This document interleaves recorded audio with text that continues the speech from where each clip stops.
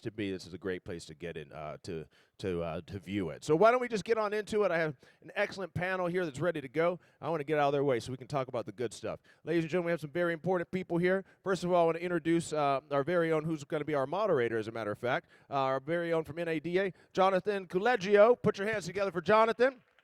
We have the one and only President and CEO, Mr. Peter Welch, NADA. Put your hands together for him.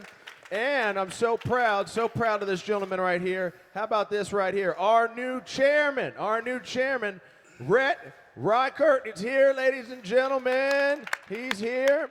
And at the general session, by the way, he's going to be giving a presentation, and he'll be with the GMCO, Mary Barra. So look out for that, all right? So they're going to talk about their vision of the future. I'm going to get out of the way so we can get into the good stuff. Give them one more round of applause. Let's get started, guys. Thank you. Thanks, Madison. Gentlemen, thank you for coming down this morning. Kickoff day 3 of the NADA show in Las Vegas. Rhett, you have a big speech coming on later today. Can you just talk about what you're going to be communicating, and then what are your priorities for 2020 as chairman? Yeah, I'm really. First of all, this show is spectacular. This is the best show I think I've been coming to this show since 1983. It was my first NADA show, and it's electric out there. People are actually making deals and buying equipment and negotiating, and it's really exciting. My program this year is pretty easy to understand because it's very simple. The NADA has never been in a more fiscally fit and powerful position we've ever been, and we want to leverage that for advocacy. We want to make sure we hit Capitol Hill hard. We want to make sure we support our ATAEs and the state organizations. Most of all, we want to make sure we get deeper and better education for all the dealers. There's a lot of programs out there right now, and if you talk about the digital age and digital data management, we have to make sure we have the dealers have the tools to work with that and make your businesses better every day. Now, you have a large volume, multi-line dealership group in Columbus, Ohio. Talk about your business philosophy, because your group has just grown like crazy. Just talk about how you run the business and your philosophy for running the business. Well, the secret is you got to have all your kids do the work for you. I see one of your. Therefore, you don't have to. Therefore, you don't have to be in there to do it. But when I first came in the business in 1981, we had about 25 employees. We're a Ford dealership. We were ranked about 2,000 in the country in sales volume. Coming out of college, I worked for my dad. We were always around the business, but our philosophy has always been is to innovate and always to be able to find better and newer ways to take care of customers. My dad always said, you take care of those customers or somebody else is going to take care of them for you.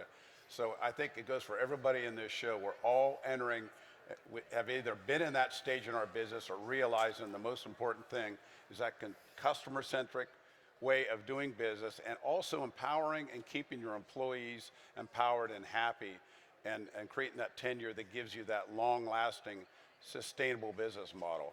And it took us until about 20 years ago, and then we kind of understood we had to take my father's words, pervade them, and execute them every day with every single customer. Create a customer for life, keep them for life, keep them happy. Yeah, absolutely. And today there's a lot of tools to do it. I mean, we have all this information in our databases, and we also have the ability to evaluate performance of our different departments. I've never seen the ability of anyone to be able to measure their business like you can measure your business in the car industry right now. You can measure all your KPIs, all your different departments, all the software's out there. You got to boil them down to about 5 or 6 that are really critical for your success, for your company, and keep singing that song with your people and have the people keep singing the song to each other. And that's how it works. Very good. Peter, President and CEO of NADA. You're based in Washington, D.C., Tysons, Virginia, actually.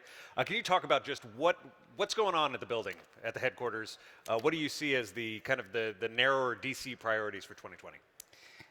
Well, of course, we've been about 15 months in our new facility. It's bigger, better than ever. We want to again thank the board of directors for appropriating the money to really build us a state-of-the-art new home for NAD. It's truly what the dealers needed and wanted, and we're up and running, and we've gotten pretty lean and mean. And as Rhett said, our primary concentration is on advocacy, but of course, as you know, we have a huge educational component. It's our twin mission, advocacy before state, federal governments, all of the different agencies, and of course our OEM manufacturer partners. And then, of course, on the education side, it's our role to provide our dealer members with the tools to be financially successful. And that comes in a variety of different formats. The crown jewel, of course, of which is our NED Dealer Academy. I was very proud to hear that our Time Dealer Quality Dealer of the Year, Susan Moffett, got right up on the podium and proudly announced that she was a graduate of the NED Academy. It made my heart warm. We put just about 600 students through the Academy. This will be the 40th anniversary of the NED Academy this year, and we've graduated in that 40 years some 11,000 graduates. And again, we're proud to say that almost every dealership in the country has one or more NED Academy students. And it's a lifetime endeavor. If you go to the NED Academy, you can come back anytime free of charge for refresher courses if you want. Of course, we like to see them graduate into our 20 groups. We have different forms of 20 groups. The standard and traditional 20 group, where 20 dealers of like kind get together. We've got about 24 to 2,500 of those. We have another 600 to 700 composite only. We've branched into other things like digital 20 groups. I think we've got all women 20 groups. We've got 20 groups for controllers and whatnot.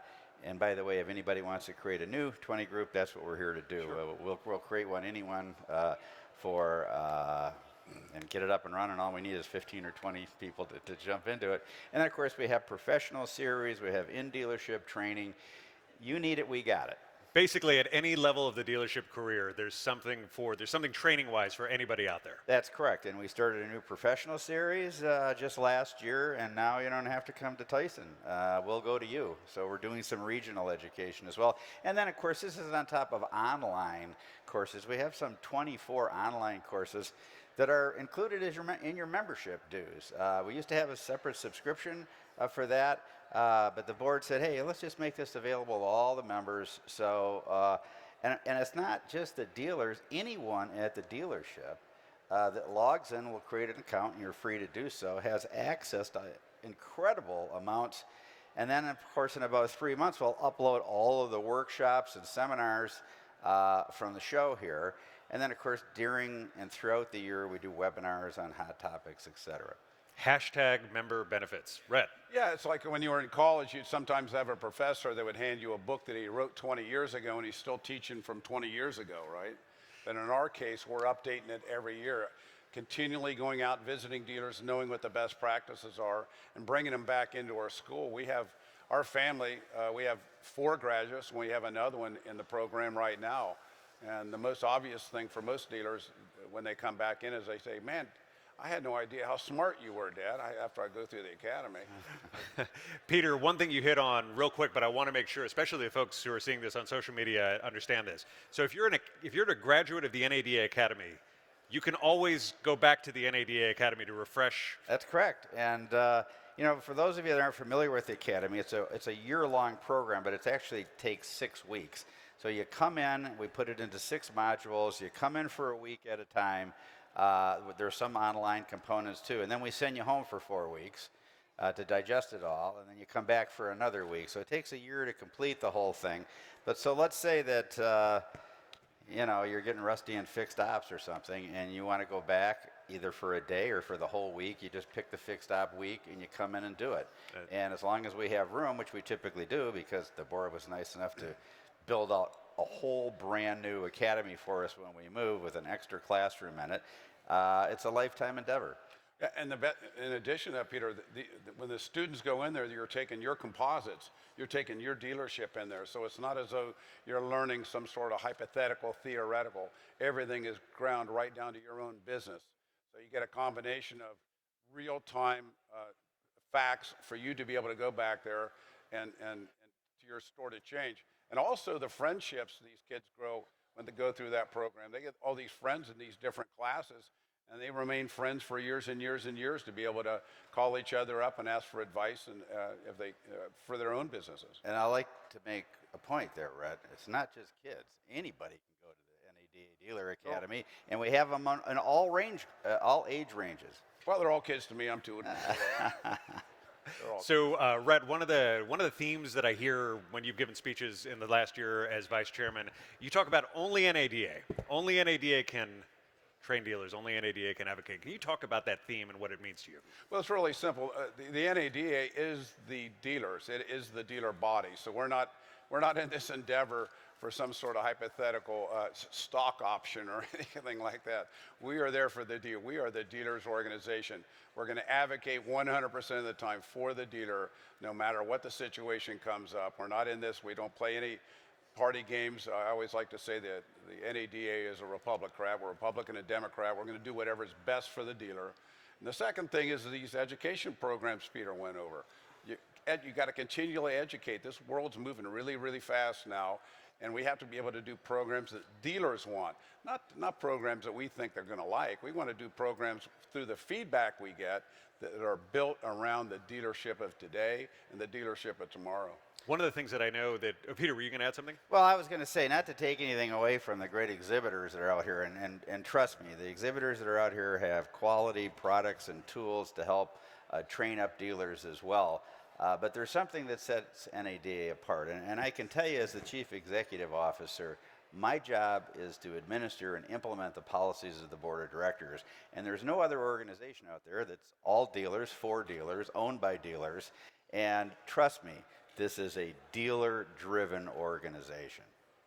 Rhett, one of the things that I know that you're passionate about, you'll be talking about it in your speech later, is diversity at the dealership. I know that one of your daughters just finished up at the NADA Academy. We just had a spectacular Women in Automotive Retail. Had over 250 people, just ladies, yesterday that were in there, and we were just talking about the different ways that in fact, one of the ladies asked me, said, you know, it's very expensive to buy dealerships now, the high capital costs. I mean, most people just can't, like my father did, he borrowed $12,000 from his relatives and went out and bought a dealership in 1953. You know, today our payroll is about $4 million a month, so it's a little different dynamic. And people that are trying to get in the automobile business right now need capital. So they're very, very in tune to how they can get in the cycle of being a dealer someday, but also being involved in dealerships. And I think the way we operate dealerships now, Jonathan, is a much more transparent and much upfront situation with customers, not like it was 50 or 60 years ago. But it's an opportunity for more and more women to be involved in the business, and not only in the service sector, the sales sector, but also the administration, as well as running them and owning these businesses. And it can be possible. We're going to have to find a way to be able to keep them involved. And I think they're very, very hungry. We need to reflect our community, and most of all, we need to reflect our customers that are coming through the door every day buying cars from us. Just one quick note: we are going to have the Women Driving Auto Retail video contest. Winner is going to be announced here at the stage at 12:30 this afternoon. So make sure and come back and watch that. The technician shortage. Can't go to a meeting without talking about this. What do you do at the dealership to retain technicians, the best quality technician workforce that you can? Well, I don't think there's one size fits all. I think every dealer in their own community, first of all, you should be best friends. You should be very intimate. You should know everything about any kind of a technician program within 100 miles of your dealership. You should be involved with the professor that runs a program. You should be involved with a class. You should be involved with helping them for supplies and equipment they need to be able to provide these stores. It starts right there. And then from 80,000 foot, the NADA, we have our workforce initiative in which we're out there asking manufacturers to bring their programs to us so we can put it out there on the net for them to look at NADA.org. And they can go to the foundation and they can find out the fact that we have all these programs from Toyota and Honda and Ford and all the rest of them are available. These technicians can make good money, and I'll guarantee you I can't see a hand in this place. If I ask anybody, said, hey, do you need a technician? Everybody's going to put their hands straight up in the air. I've never heard of a dealer saying, you know, I've got too many technicians. So we got to keep educating and creating these tech programs, But it takes a dealer on the ground level going to the door, knocking on their local schools, knocking on their local tech schools to get them through the door, and we can do the rest. The manufacturers can supply the programs, the NADA, we can supply the education. Now, NADA is governed by dealers, as Peter said. We're also governed by committees that kind of focus on different areas, legislative, legal and regulatory, public affairs. We actually formed a committee to discuss and really drill down on the data issue at dealerships. And I know that that's something that you're in particular really passionate about. Can you talk about the importance of data? And then, Peter, if there's anything you want to add on that as well. Well, the dealers want to be included on the tent when this data keeps flowing from our customers to us through our DMSs and then to all the manufacturers and whoever else out there has this data. We want to make sure we're included on this discussion. We want to make sure that dealers have a say because the customers are shaking our hands when they give us their information. And as far as the customer knows, you know, that we are the person responsible for that. We are the stalwart for their information. So we want to make sure we're in this discussion. We had 2 ad hoc meetings. Some of the public companies came, and they're very, very bright people, as well as some dealers, as well as some expertise and people with data. And we're approaching this year as one of our top priorities to make sure how this data is handled, cybersecurity, who has the data, how it flows through our dealership, how the dealers have indemnity from all these different type of data issues. And it's going to go on for years and years and years. And Peter, you can elaborate. I mean, this isn't a simple answer on this one. Well, we have spent a great deal of time. We need to spend a great deal of time on it. Probably 70% of our exhibitors over here during the show have some kind of digital ware that they are offering their dealer members, and every one of those digital wares generates data. And we need to make sure that the flow of data between different modules, whether it's our customer relation management system, our DMS system, our interfaces with our finance companies, whether it's our parts ordering, warranty reimbursement tickets, everything is data, data, data. And we need to keep integration open so that there can, and standardization so that the flow of data can run seamlessly between all of those different hubs. The dealer's actually in the center of that hub relative to it. And then, of course, as you mentioned, Rhett, we have data security issues. On the regulatory front, we're grappling with a new proposed regulation from the Federal Trade Commission on safeguard rule, which in its current form as proposed, we could add like some $300,000 in expenses. No flexibility, one size fits all type of thing on it. And then, of course, we have the whole plethora of data that's now being generated out of the vehicles that we sell, from telematics to information systems, communication systems on it, V2V communications on connected cars. I don't think there's going to be a single car sold this year that's not going to have a modem in it. So you add all of those together, and then, of course, from an advocacy position, everybody's concerned about privacy, and we've got a new privacy law in California that is not limited to the state of California. Anybody that does business with anybody that's connected or has a contract or any kind of interface with California is going to have to apply. We've got one over in Europe. There's several bills pending in Congress right now. We're studying a big bipartisan proposed legislation. And of course, you layer on top of that big data, what I call it, the Google, the Facebooks, all of the analytics that the modern dealer is using to, quite frankly, market their vehicles. So it's a very complex issue, and I commend Charlie Gilchrist and Rhett and the board for appropriating enough resources and the dedication, quite frankly, of volunteers that have served on those. And we'll continue to move forward on those projects. And that is a real member benefit of NADA. I mean, the Washington, D.C. hears about privacy, they hear about data, they need to do something. So the FTC proposes something, and they didn't get a lot of input on it. And I know that you've met with the FTC commissioners. We filed pretty significant comments with the FTC. Can you talk about what that looks like? Well, sure. This is part of our advocacy efforts, and we spend a great deal of time. We have a whole regulatory affairs division headed up by Andy Koblenz, and we submitted a 46-page comments to the proposed regulations. we went out and hired, because the board appropriated the money, an outside firm to go and do studies at a large dealership, a medium-sized dealership, and a small dealership, actually several of each, to show what the financial impact would be. And we spent a lot of money on that study, and it was incorporated in our comments. And then, of course, we go around as part of our lobbying efforts, and we met with 3 of the 4 commissioners. The 4th, the chair wouldn't take a meeting, but not just with us. The chair doesn't take a meeting with anyone on it. So we're out there advocating, and time will tell where the traction is on it. And then, of course, we also, as part of our advocacy, if it doesn't turn out right, then we move to the courts. Rhett. Yeah, Oh, sorry. I encourage dealers out there to get back home and talk to your vendors. Make sure you kind of know what that is. But the NADA is going to remain relentless on this. This isn't like a come and go tomorrow morning, because data, the way that it's being managed and as it's growing, and as you mentioned, the connectivity, this is going to be a bigger and bigger and bigger issue each year.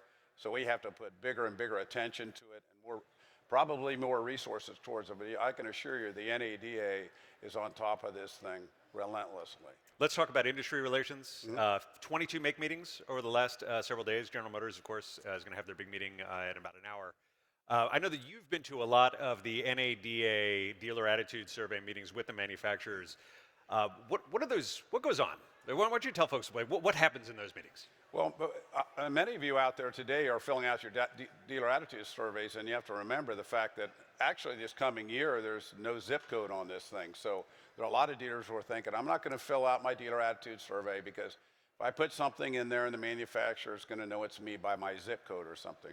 Well, this year, the upcoming DA, I think it started in January, there's no zip codes. So and by the way, the manufacturers would never have seen the zip codes. They wouldn't have anyway, seen them anyhow, yeah, so unless they're David Copperfield or something, I don't know. I mean, but I'm saying is that you're not going to find these zip codes. I mean, it's completely protected, and that's for us to do.